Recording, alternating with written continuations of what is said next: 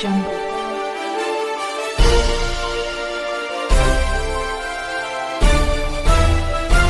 Audio Jungle.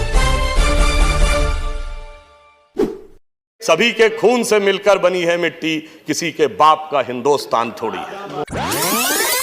Jallianwala Bagh में सैकड़ों नहीं हजारों लोगों ने अपने प्राणों की जो आहुति दी थी, मैं कहना चाहूंगा कि उनका जो रक्त बहा था, वह रक्त की जो गंगा बही थी, वहीं से इस आंदोलन के एक नए स्वरूप की शुरुआत हुई थी।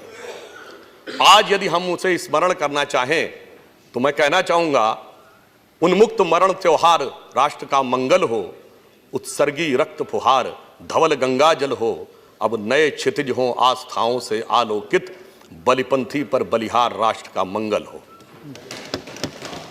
अब यहां पे मैं एक बात कहना चाहूंगा, जब हम कहते इतिहास नहीं बदलना चाहिए, बिल्कुल नहीं बदलना चाहिए। जलियांवाला बाग क्यों शुरू हुआ था? रॉलेट एक्ट के लिए। रॉलेट एक्ट क्यों आया था? क्योंकि प्रथम विश्व युद्ध समाप्त होने के बाद अंग्रेज सरकार ने एक ऐसा एक्ट लाया था कि किसी को भी बगैर मुकदमा चलाए अंदर कर सकते थे और उसके ऊपर किसी भी प्रकार की प्रताड़ना और यातना दी जा सकती थी। अब वो क्यों लाए थे?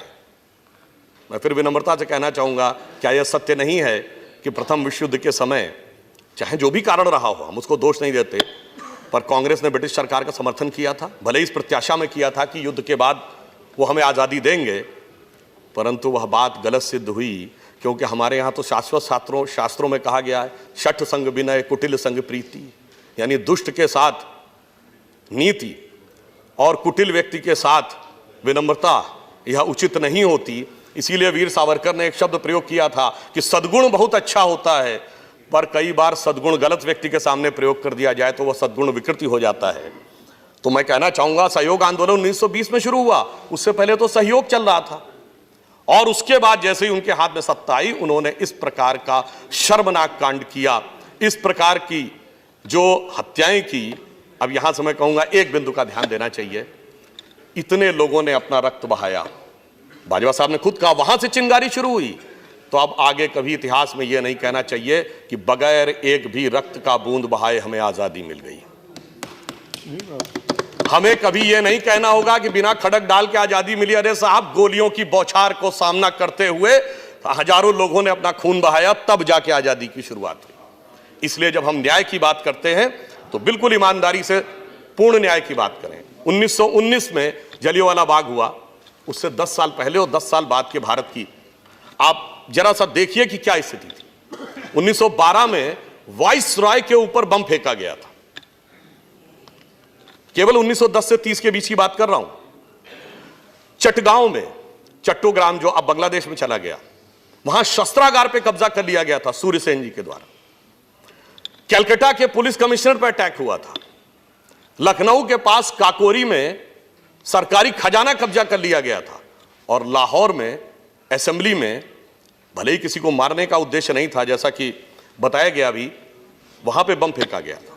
अब आप कभी कल्पना करिए कि वाइसराय पे अटैक, असेंबली में अटैक, शस्त्रागार और कोषागार, तो सरकार तो बिल्कुल हिल गई होगी। क्या उन सारे लोगों का कोई योगदान नहीं था स्वतंत्रता में? तो मैं सिर्फ यह कहना चाहूंगा, स्वतंत्रता में सभी ने योगदान दिया है, राजनीतिक आंदोलन ने भी योगदान दिया है, तो जिन लोगों ने क्रांति की है उन्होंने भी अपना पूरा योगदान दिया है। न्याय हो तो सभी के साथ न्याय होना चाहिए। जो लोग जेल में रहे उनका योगदान है, निश्चित रूप से योगदान है। कांग्रेस के तमाम बड़े नेता जेल में रहे, उनका योगदान अविस्मरणीय है, परंतु जिन्हें जेल में रहकर पुस्तक लिखने की भी सुविधा मिली और सुख मिला, उनका जितना योगदान है उससे अधिक योगदान उन लोगों का है जिन्हें जेल में रह के प्रताड़ना, यातना और कोल्हू के बैल की तरह पेरा गया।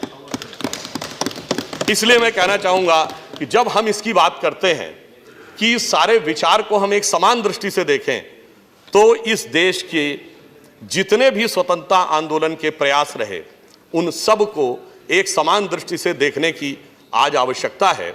और मैं सिर्फ यह कहना चाहूंगा कि सरकार ने इन सारे विषयों को ध्यान में रखकर यह विचार किया है।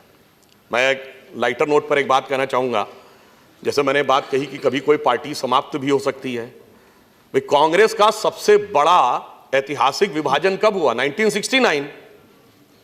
वो क्या था? महात्मा गांधी जी का जन्म शताब्दी वर्ष था और 150वें वर्ष तक आते आते स्थिति दयनीय हो गई।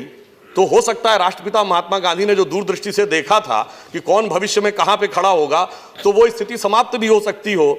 तो हमें क्या आवश्यकता है उसे यहां पर एक सरकारी व्यवस्था में स्थायी प्रावधान के रूप में बनाकर रखने की। अब मैं एक और बात ये भी कहना चाहूंगा कि अभी ये बात कही गई कि स्वतंत्रता आंदोलन में किसका क्या योगदान है। मैं पूरी विनम्रता से बात कहना चाहूंगा कि जलियांवाला बाग शुरू होने से पहले के कालखंड में कौन कौन लोग स्वतंत्रता आंदोलन का नेतृत्व कर रहे थे। 1905 में लोकमान्य तिलक जी ने जब पूर्ण स्वराज्य की घोषणा की थी, तब उनकी बात को कोई स्वीकार करने वाला था? उन्हें क्या कहा गया था? Right wing extremist. तब ये कहा गया था कि वायसराय की एग्जीक्यूटिव काउंसिल में कंसेशंस की बात है, ये पूर्ण स्वराज्य की बात कहां से आ गई? अंग्रेजों के राज में तो सूरज नहीं डूबता है। पर आपने देखा 1929 में जाकर लाहौर कांग्रेस अधिवेशन में पूर्ण स्वराज्य का प्रस्ताव पारित हुआ, यानी 24 साल लगे वह स्वराज्य के तत्व को एकीकार करने में। इस हकीकत को स्वीकार करना चाहिए। और जलियांवाला बाग में जिन लोगों ने शहादत दी, जो बड़े बड़े क्रांतिकारी थे, वो डे वन से उसी पूर्ण स्वराज्य के आंदोलन को लेकर आगे बढ़ रहे थे, क्योंकि वो कह रहे थे किसी प्रकार का कंसेशन नहीं चाहिए, हमें पूर्ण मुक्ति चाहिए। और मैं एक छोटी सी बात कहना चाहूंगा, इसे कोई अन्यथा न लें। 1919 में जलियांवाला बाग कांड हुआ है। 1910 में कांग्रेस का अध्यक्ष कौन था? विलियम वैडरबर्न, ब्रिटिश सरकार के अधिकारी थे। तो इसका अर्थ क्या हुआ कि यह कहना कि जो हमारे सम्मानीय मित्रों ने कहा कि स्वतंत्रता आंदोलन के एकमेव संचालक हम ही थे, एकमेव रास्ता हमारा था और हमारी व्यवस्था पर हमारा ही वर्चस्व रहना चाहिए, यह युक्ति संगत प्रतीत नहीं होता। मेरा यह मानना है, भाई ये कभी एक दौर में रहा होगा कि जब वक्त भी हमारा, निजाम भी हमारा, काम किसी का भी हो पर नाम भी हमारा, वो सोच के रखा गया होगा। परंतु आज वो सारी व्यवस्था बदल चुकी है। एक नया भारत नए स्वरूप के साथ सामने आ रहा है। हमें इस हकीकत को स्वीकार करना चाहिए। जैसा अभी 1951 का उल्लेख किया, तो मैं सिर्फ यह कहना चाहूंगा कि 1 जनवरी 1901 को जब इस देश में सूरज उगा, तो इस देश में किसकी सरकार थी? अंग्रेजों की सरकार थी। 1 जनवरी 1951 को जब इस देश में सूरज उगा, तो इस देश में किसकी सरकार थी? पूरे देश में कांग्रेस की सरकार थी। और 1 जनवरी सन 2001 को जब 21वीं सदी के पहले सूरज की पहली किरण इस धरती पे पड़ी, तो इस देश में किसकी सरकार थी? श्री अटल बिहारी वाजपेयी जी के नेतृत्व में भारतीय जनता पार्टी की सरकार थी और अगले दशक में मोदी जी के नेतृत्व में स्पष्ट बहुमत की सरकार थी। तो बदलते हुए वक्त और नियति के चक्र और काल के चक्र को भी समझना चाहिए। जैसा कई सम्मानित सदस्यों ने कहा कि कोई व्यवस्था जो 100 साल पहले थी, वही व्यवस्था आज भी रहेगी। कोई पार्टी जो 100 साल पहले थी, वो अपने मूल रूप में आ जा रहे। मैं तो अपनी पार्टी का उदाहरण देता हूं। 1977 में जनसंघ के रूप में हमने अपने को तिरोहित कर दिया था। 77 से 80 तक हम जनता पार्टी के हिस्सा थे और 1980 में एक नए स्वरूप में सामने आए। तो पार्टियां बदलती रहती हैं, व्यवस्थाएं नहीं बदलती। संवैधानिक व्यवस्थाएं शाश्वत रहती हैं। संवैधानिक व्यवस्था में संवैधानिक व्यवस्था के ही प्रतीकों का स्थान होना चाहिए। राजनीतिक प्रतीकों का स्थान होना मेरे विचार से कदापि उचित नहीं। फिर भी यदि हमारे सम्मानित सदस्यों को ऐसा लगता है कि इसमें किसी भी प्रकार का पूर्वाग्रह है, किसी भी प्रकार का आग्रह है, तो मैं सिर्फ ये कहना चाहूँगा कि इस देश के स्वतंत्रता आंदोलन के प्रति आप सारे पूर्वाग्रह समाप्त करके देखिए, तो आपको ये भी नजर आएगा कि क्रांतिकारी आंदोलन भी था, राजनीतिक आंदोलन भी था और इस देश की पहली आज़ाद सरकार सुभाष चंद्र बोस जी ने 1943 में बनाई थी, उसका भी योगदान था। 1946 के नौसेना के विद्रोह का भी योगदान था। चाहे झारखंड में 19वीं शताब्दी में शुरू हुए आंदोलनों का योग हो या नरसिम्हा रेड्डी जी के नेतृत्व में आंध्र में हुए आंदोलनों का योगदान हो, अथवा बंगाल का सन्यासी आंदोलन हो, ये सब तो पार्टियों के सृजन और गठन से बहुत पहले की भी चीजें हैं।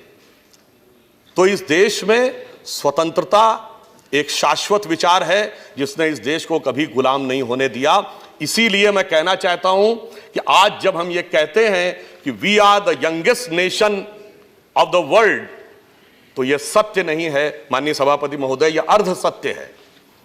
पूर्ण सत्य यह है कि we are the youngest nation and the oldest civilization. We are the oldest surviving civilization of the ancient world and we are the oldest surviving nation of the ancient world. और वो सारे के सारे देश समाप्त हो गए, मगर हम अभी तक बचे थे। वो किस लिए? वो उस प्रकार की वह शक्ति जो जलियांवाला बाग में बलिदान करने वाले हमारे राष्ट्रभक्तों ने दिखाई। बाकी सारे देश कभी समाप्त हो गए होंगे, परंतु हम बड़े से बड़े अंधकार में से भी निकल के सामने आए। इसलिए वह शक्ति किसी एक व्यक्ति की, का, दल का, विचारधारा का, समूह का वर्चस्व नहीं हो सकता। मैं अपनी बात को समाप्त करते हुए यह कहना चाहूंगा कि हम क्या थे।